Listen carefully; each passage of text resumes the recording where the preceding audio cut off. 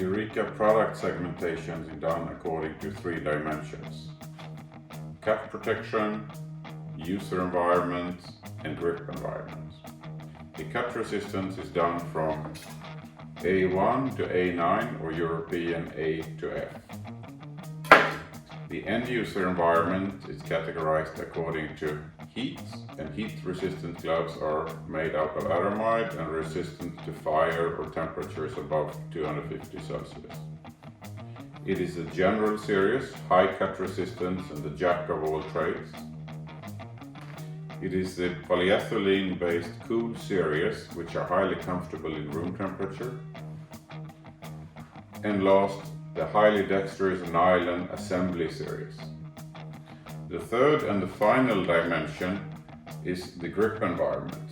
And grip environment is starting from the highly breathable supercoat for best dexterity.